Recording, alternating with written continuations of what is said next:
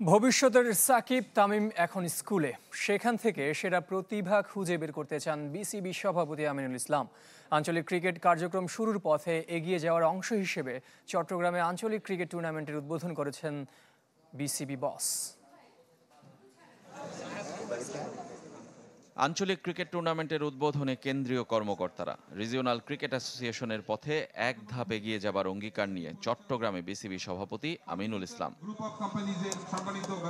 প্রতিশ্রুতি বহুদিনের, নানাভাবে নানা মেয়াদে উদ্যোগ নেওয়া হলেও বাস্তবায়ন হয়নি। এবারও হবে কিনা সে প্রশ্নে সভাপতির ব্যাখ্যা।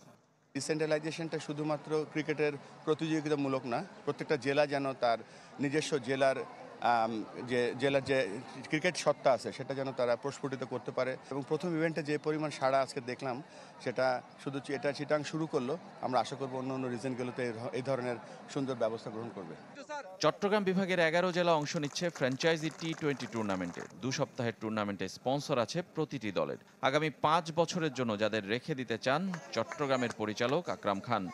এটা কিন্তু আপনার ফিউচারে কিন্তু আপনার একাডেমির হবে, তারপর আপনার মেইন টিম যেটা এখন দিয়েছেন সেটা very interesting to take for finals.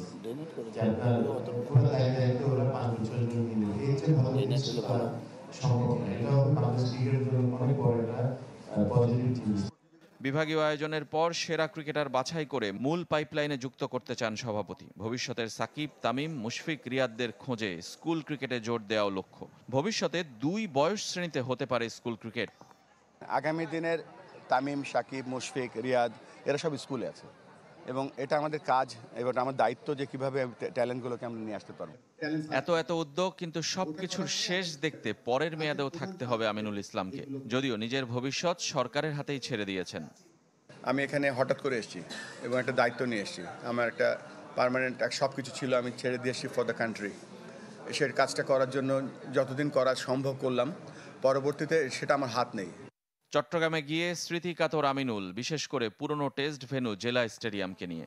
তা আমি দেখতেছিলাম মাঠটার দিকে যে আমি, আকরাম, সুমন, রফিক, মনি, আমরা কত খেলা খেলতাম, এই টিমের খেলা, টেস্ট ম্যাচ।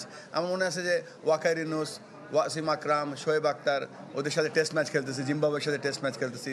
ছোট্ট তামিম আসতো, বাউন্ডারি লাইনের সামনে দাঁড়ায় গল্প করতো। সো ওই দিনগুলো খুব মনে পড়তেছিল। 2027 নারীদের অনূর্ধ্ব 19 বিশ্বকাপ হবে বাংলাদেশে। 2 স্টেডিয়াম থাকায় স্বাগতিক শহরের সম্ভাবনায় এগিয়ে চট্টগ্রাম। রেজওয়ানুজ্জামান, চ্যানেল 24।